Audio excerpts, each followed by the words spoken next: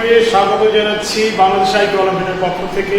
আজকে এখন আমি আপনাদের গুণ করার যে আমরা যে মাল্টিপ্লিকেশন করি, এই মাল্টিপ্লিকেশনের টোটাল প্রচলিত ধারণার বাইরে গিয়ে আমরা আজকে গুণ করব। আমার বিশ্বাস আপনি হয়তো বা কখনোই এই ধরনের অদ্ভুত সুন্দর নিয়মে গুণ করেন নাই। এই পদ্ধতি যদি আপনার জানা থাকে, আপনি 10 সেকেন্ডে অনেক বড় গুণ খুব দ্রুত করতে পারবেন। কিন্তু বিষয়টি একেবারেই নতুন, এটাকে আমরা জাপানি ট্রিক্স বলতে পারি। যেমন ধরুন, এখানে 12 ইন্টু 14, আমি যে কাজটা করবো সেটা হচ্ছে যে আমি কতগুলো রেখা টানবো এবং সেই রেখার মাধ্যমেই রেজাল্টটা চলে আসবে 168। বিষয়টা বিস্ময়কর হলো সত্য। যেমন ধরুন, আপনি 12 এর জন্য যে কাজটা আমি করেছি, এই 1 এর জন্য একটা রেখা টেনেছি এবং 2 এর জন্য আমি দুটো রেখা টেনেছি। তো এটা যদি আমরা একটা দিকে বলি, এটা ঠিক ভার্টিক্যাল বা হরাইজন্টাল মাঝামাঝি, এটাকে ক্রস করে এই 14 এর জন্য আমি একটা রেখা টেনেছি, 1 এর জন্য একটা এবং 4 এর জন্য চারটা রেখা টেনেছি। রেখা টেনে আবার গুণ করুন কিনা, একটু ধৈর্য ধারণ করতে হবে। অতি চমৎকার একটি পদ্ধতি আমি আপনাদের সামনে উপস্থাপন করতে যাচ্ছি, খুবই মজাদার এবং ইন্টারেস্টিং এবং স্ট্যান্ডার্ড। তাহলে এখানে আমি আবার বলছি, ব্যাপারটা আবার বলছি। আমি যদি 12 লিখতে চাই, 12 এর জন্য 12 প্রথমে 1 একটা রেখা টানলাম, 2 দুটো রেখা টানলাম, আবার 14 এদিকে একটা রেখা টানলাম, আর এটা হচ্ছে 14 4 এর জন্য আরো চারটা রেখা টানলাম। তো মনে রাখতে হবে যে এই রেখাগুলো যদি এভাবে আমি ড্র করি, এটা এমনভাবে ড্র করবো যেটা আড়াআড়ি ক্রস করে, মানে ছেদ করতে হবে, রেখাগুলো যেন ছেদ করে। তাহলে এখানে একটু খেয়াল করতে হবে, এখানে এই একটা পার্ট, এই একটা পার্ট ছেদ বিন্দু, এখানে কতগুলো ছেদ করেছে, এখানে ছেদ করেছে এবং মাঝখানে কয়েকটা ছেদ বিন্দু আছে। এখানে কয়টা বিন্দুতে ছেদ করেছে? 1 2 3 4 5 6 7 8। তাহলে এই যে ডান পাশে হচ্ছে 8। এ পাশে কয়টা বিন্দুতে ছেদ করেছে? 1, তাহলে 1। আর এখানে ছেদ করেছে কয়টা বিন্দু? 1 2 3 4 5 6। তাহলে মাঝখানে হবে 6, 168, 168। আপনি চেক করতে পারেন, এটাই গুণ। এবারে আমরা 12 এবং 13, 12 and 13 গুণ করতে চাই। 12 into 13, 12 and 13। তাহলে 12 মানে কিভাবে লিখবো? 12, তাহলে 1 1 2 1 2। 13 এর জন্য 1 and 3 এর জন্য, 13 এর 1 এর জন্য 1 and 3 এর জন্য কি হবে? 1 2 and 3। ওকে, আমরা চেক করি। তাহলে এদিক থেকে শুরু করি। 1 2 3 4 5 6। এখানে ছেদ বিন্দু কয়টা জায়গায় ছেদ করেছে? 1 2 3 4 5 6। তাহলে 6 এখানে ছেদ করছে কয়টা জায়গায়? 1 2 3 4 5। তাহলে 5 এখানে কত? 1। হ্যাঁ, এটা প্র্যাকটিস করলে আপনার খুব দ্রুততার সাথে এটা 10 সেকেন্ডের কম সময়ের মধ্যে গুণ করা সম্ভব। তাহলে এবারে গুণ করতে চাই 42 and 23। 42 into 23, 42 into 23। তাহলে দেখা যাক কত আসে। 42 into 23, 4 2 4 2। তাহলে 1 2 3 4 2 1 2। এখানে হচ্ছে 2 3 2 3। তাহলে এই 1 2 3 1 2 3। তাহলে এবার হিসাব করা যায় কত হয়। কথা হচ্ছে যে ক্যালকুলেটরের যুগে এটা দরকার আছে কিনা।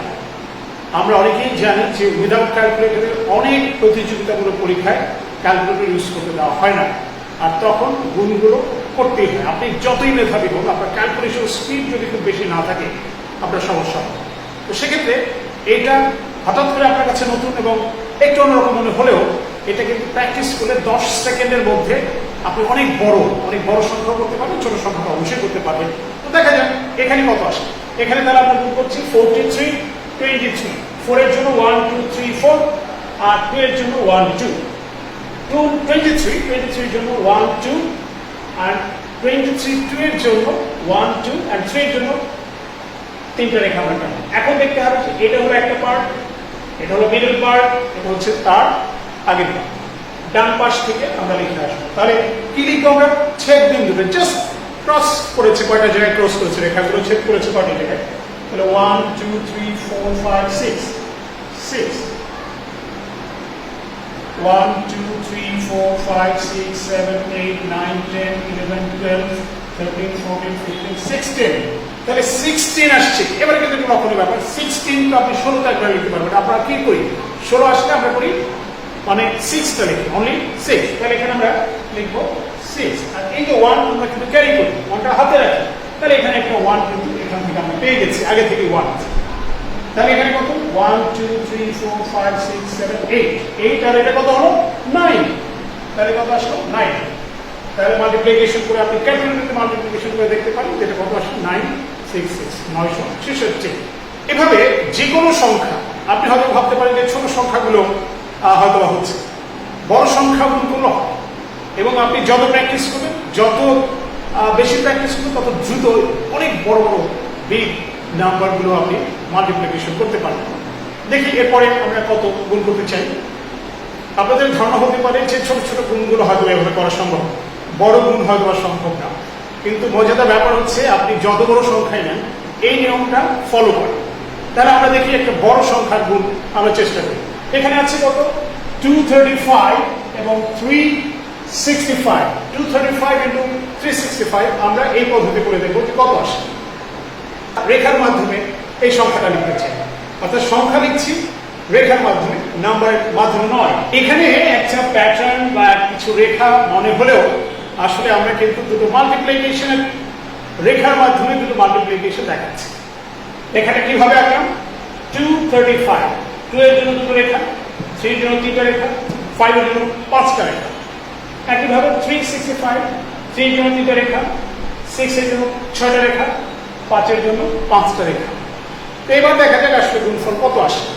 তাহলে বোর্ডে যে প্যাটার্নটা আমরা দেখতে পাচ্ছি এটা হচ্ছে গিয়ে একটা গুণফলের রৈখিক চিত্র। বিষয় গণনা শুরু।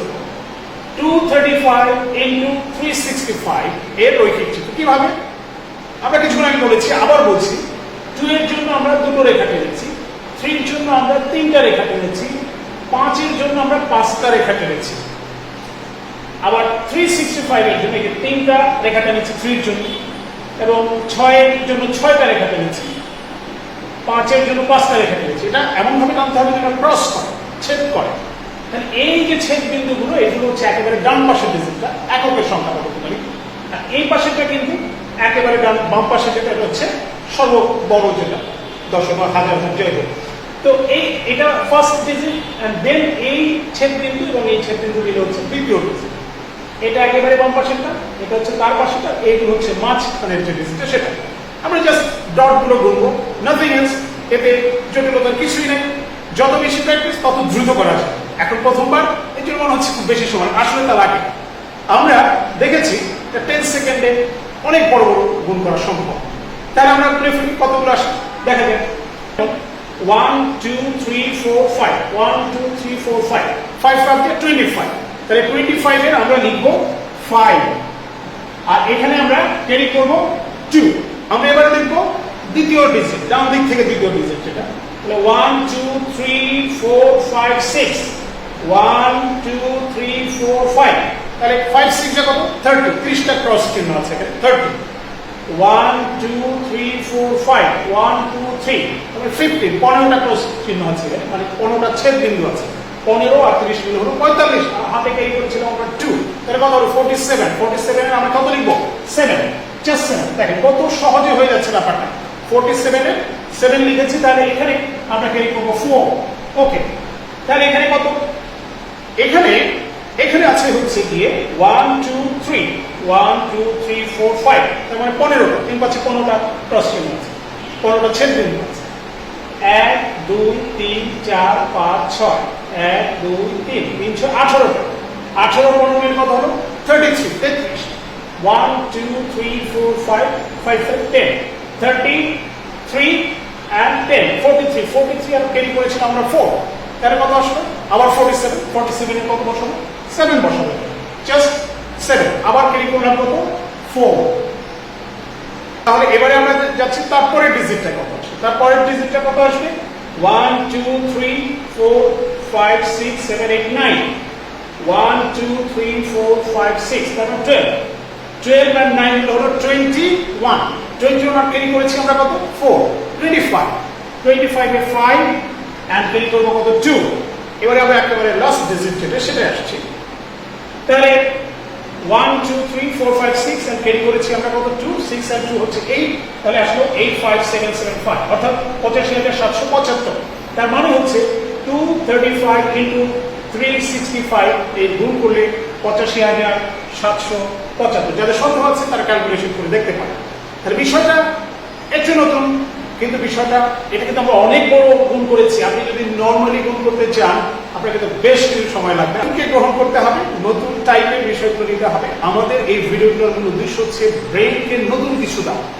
ব্রেইনকে নতুন টাইপের চিন্তা দাও এবং ব্রেইনটা আরো বেশি শার্প করা আরো বেশি শার্প করতে হবে নতুন চিন্তা করতে হবে প্রথাগত পদ্ধতির বাইরে এসে আমাদের ব্রেইনকে খাটাতে হবে তাহলে নতুন টাইপের গুণ আমরা শিখলাম এবং নতুন ধরনের একটা গুণের কথা আপনাদেরকে বললাম এটা ভাষা প্র্যাকটিস করতে পারে এটা ছোট থেকে বড় যে কেউ প্র্যাকটিস করতে পারে এটা মূলত প্র্যাকটিসের প্রধানতম উদ্দেশ্য হচ্ছে ব্রেইন শার্প করা ব্রেইনকে নতুন কিছু দেওয়া ব্রেইনটাকে আরো শানিত করা এবং বুদ্ধিদীপ্ত করা আর এই জন্য আমরা চাই বুদ্ধিদীপ্ত বাংলাদেশ এবং সোনালী প্রজন্ম সবাইকে ধন্যবাদ ভালো থাকবেন সবাই আসসালামু আলাইকুম